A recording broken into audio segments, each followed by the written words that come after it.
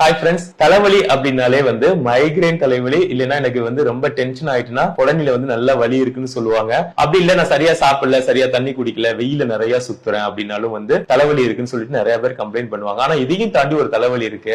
அந்த தலைவலிக்கு பேரு என்ன சொல்லுவாங்கன்னா சர்வைக்கோஜெனிக் ஹெட்டேக் அப்படின்னு சொல்லுவாங்க. இந்த தலைவலி எப்படி வரும்னு பாத்தீங்க அப்படின்னா, நம்ம கழுத்துல இருக்கிற சர்வைக்கல் எலும்புகளுக்கு நடுவுல இருக்கிற டிஸ்க் பல்ஜினால C1 C2 C3 இந்த சர்வைக்கல் நரம்புகள்ல ஏதாவது அழுத்தம் ஏற்பட்டுச்சு அப்படின்னா அந்த நரம்புகள் சப்ளை செய்யக்கூடிய தசைகள், தசை நார்கள், அது சப்ளை செய்யக்கூடிய உறுப்புகள்ல ஒரு டென்ஷன் உண்டாகும். அந்த டென்ஷனால வர தலைவலி தான் சர்வைக்கோஜெனிக் தலைவலி, அதாவது ஹெட்டேக் அப்படின்னு சொல்லுவாங்க. இந்த தலைவலிக்கும் மைக்ரேனுக்கு என்ன வித்தியாசம் அப்படின்னு பாத்தீங்கன்னா, மைக்ரேன் இருக்கிறவங்களுக்கு வெளிச்சம், சவுண்ட் இது ரொம்ப இரிட்டேஷன் ஆச்சு, சென்சிட்டிவா இருப்பாங்க.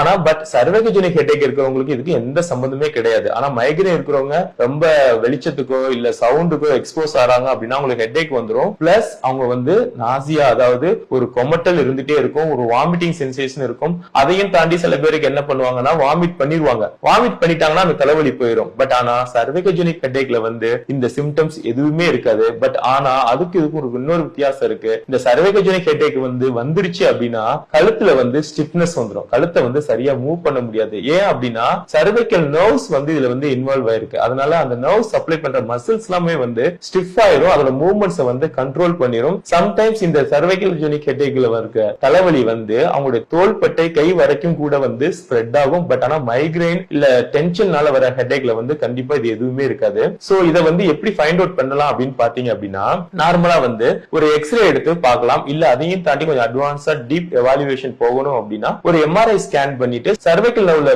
ஏதாவது கம்ப்ரஷன் இருக்கா அப்படிங்கறத நம்ம கண்டுபிடிச்சு பார்க்கலாம். எதனால இது வரும் அப்படின்னு பாத்தீங்கன்னா, நிறைய பில்லோஸ் யூஸ் பண்ணிட்டு கண்டினியூஸா படுத்திருக்கிறது. சில பேர் சொல்லுவாங்க எனக்கு 2 பில்லோ வச்சாதான் தூக்கம் வரும் அப்படின்னு சொல்லுவாங்க. சோ இந்த மாதிரி 2 பில்லோ வைக்கும்போது என்ன ஆகும் அப்படின்னு பாத்தீங்கன்னா, கழுத்து நல்லா ஃபார்வர்ட் ஸ்ட்ரெச் ஆயிரும். ஃபார்வர்ட் ஸ்ட்ரெச் ஆகும்போது சர்வைக்கல் ஸ்பைன்ல ஒரு நல்ல கம்ப்ரஷன் ஏற்படும். அந்த கம்ப்ரஷன்னால நர்வ்ஸ்ல போய் ஒரு இரிட்டேஷன் கிரியேட் ஆகி அதனால ஹெட்டேக் வர ஆரம்பிக்கும். அதனால நிறைய பில்லோஸ் யூஸ் பண்றவங்க கண்டிப்பா தேவையான அளவு பில்லோஸ் யூஸ் பண்ணாலே போதும். அளவுக்கு அதிகமா பில்லோஸ் யூஸ் பண்ண வேண்டாம். அதுக்கப்புறம் பாத்தீங்கன்னா ஹெட் மூவ்மெண்ட்ஸ் நிறைய இருக்கிற டான்சர்ஸ் எல்லாமே ஹெட் மூவ்மெண்ட்ஸ் கண்ட்ரோல் பண்ணிக்கிறது ரொம்பவே நல்லது. அதுக்கடுத்து பாத்தீங்க அப்படின்னா பைக் ரைடர்ஸ் ரொம்ப ஹெவியான ஹெல்மெட் யூஸ் பண்றாங்கன்னா அதோட ஹெவினஸ்மே நம்ம சர்வைக்கல் ஸ்பைனை போய் அஃபெக்ட் பண்ணும். சோ அதனால என்ன ஆகும்னா சர்வைக்கோஜெனிக் ஹெட்டேக் வரும். அந்த சர்வைக்கோஜெனிக் ஹெட்டேக்ல உடனே தாங்க அதிகமா வலி இருக்கும். சோ மைக்ரேன் ஹெட்டேக்ல பாத்தீங்க அப்படின்னா தலையோட சைடு பகுதியில ஒரு சைடுல தான் வரும். பட் ஆனா இந்த சர்வைக்கோஜெனிக் ஹெட்டேக் 2 சைடுமே வர ஆரம்பிக்கும். பிளஸ் கண்ணிலையுமே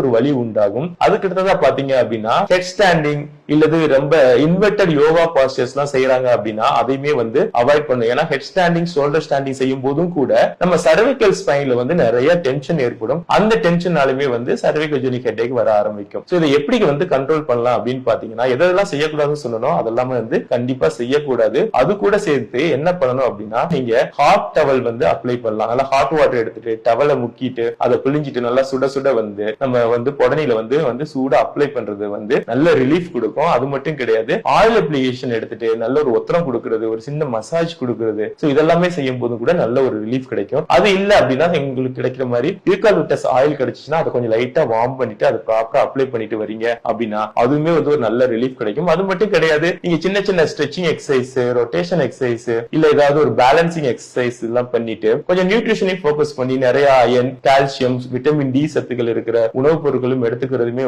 இதுக்கு நல்ல ஒரு பெட்டர் ரிலீஃப் கிடைக்கும். சோ சர்வைக்கோஜெனிக் ஹெட்டேக் இருக்கிறவங்க இது எல்லாமே ஃபாலோ பண்றீங்க அப்படின்னா ஈஸியா ரிலீஃப் ஆயிரலாம். பிளஸ் கன்ஃபியூஸ் ஆயிக்கிறாதீங்க, மைக்ரேன் இதுவுமே ஒரே மாதிரி இருக்கும். பட் ஆனா மைக்ரேன்ல நாசியா, வாமிட்டிங், கொமட்டல், வாந்தி இருக்கும். பட் ஆனா சர்வைக்கோஜெனிக் ஹெட்டேக்ல இது எதுவுமே இருக்காது. சோ இந்த சர்வைக்கல நீங்க ப்ராப்பரா மெயின்டைன் பண்றீங்க, நெக் மசில்ஸ் ஸ்ட்ராங்கா வச்சுக்கிறீங்க, உங்களுடைய டென்ஷன் எல்லாம் கம்மியா இருக்கு அப்படின்னா கண்டிப்பா இந்த ஹெட்டேக்ல ஈஸியா ரிலீஃப் ஆகலாம். சோ இந்த இன்ஃபர்மேஷன் பிடிச்சிருந்துச்சு அப்படின்னா எல்லாருக்கும் ஷேர் பண்ணுங்க. பிளஸ் மறக்காம டிடிப்ல எங்க சேனலை சப்ஸ்கிரைப் பண்ணிருங்க. Thank you so much.